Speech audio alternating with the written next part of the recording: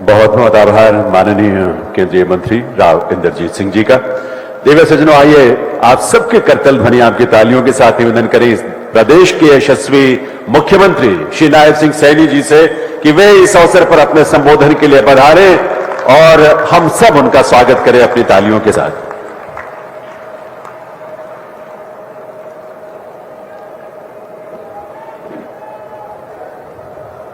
एक जोरदार जयकारे के साथ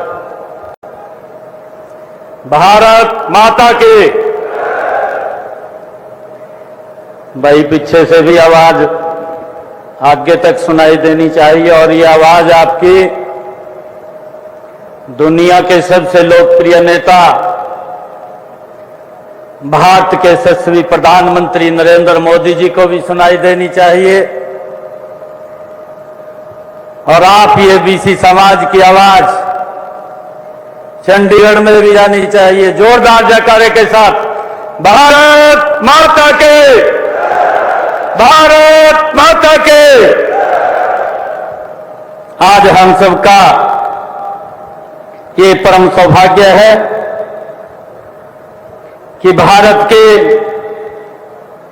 गृह एवं सहकारिता मंत्री जिन्होंने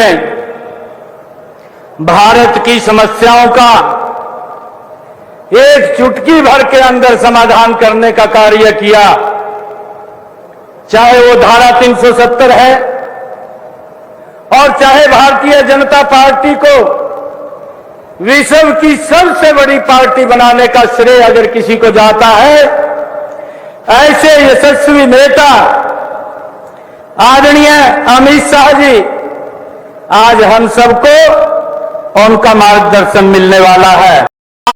आदरणीय अमित शाह जी का स्वागत करिए जोरदार ताड़ियों से और जोरदार ताड़ियों से।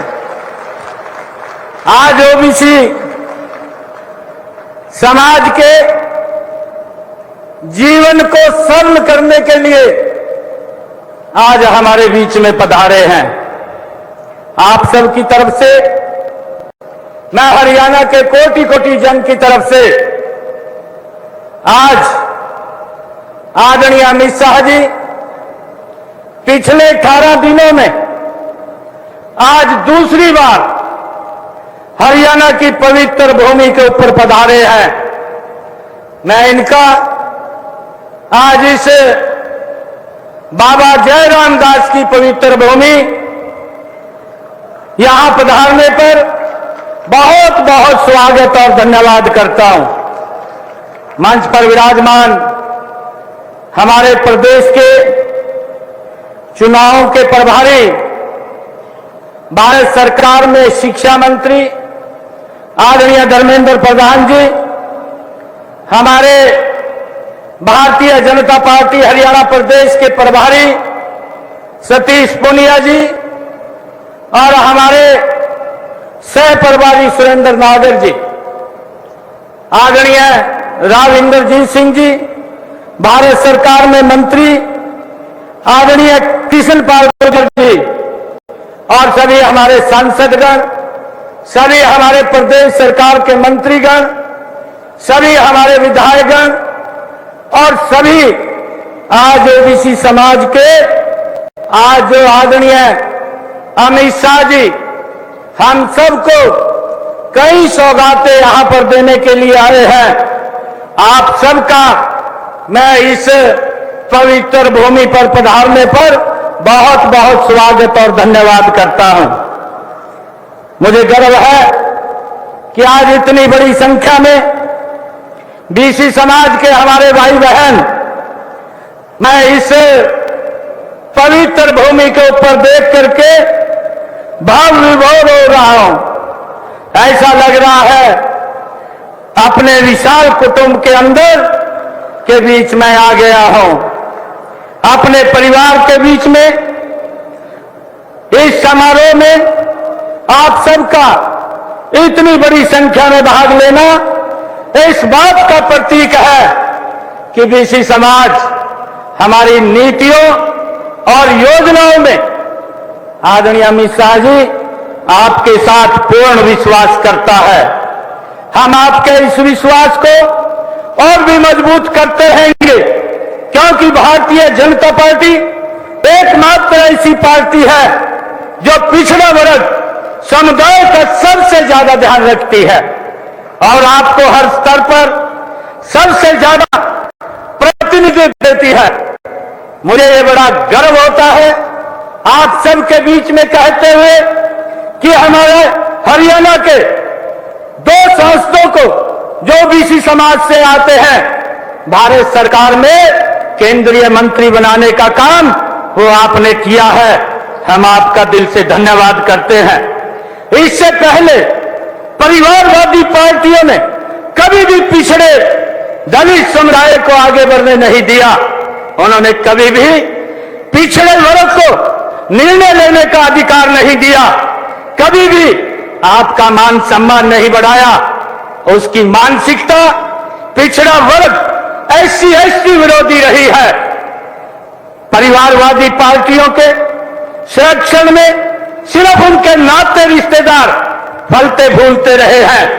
उन्होंने भ्रष्टाचार, भाई भतीजावाद और क्षेत्रवाद को बढ़ावा देने का काम ये किया है। परिवारवाद की मानसिकता के चलते ही कांग्रेस ने कभी भी पिछड़े वर्ग से मुख्यमंत्री नहीं बनने दिया। मैं धन्यवाद करता हूं आदरणीय अमित शाह जी आपका, आदरणीय नरेंद्र मोदी जी का। पहली बार हरियाणा प्रदेश से एक पिछड़े समाज से, एक गरीब परिवार से आज एक मुख्यमंत्री आपने बनाया है। मैं आपका दिल से धन्यवाद करता हूं।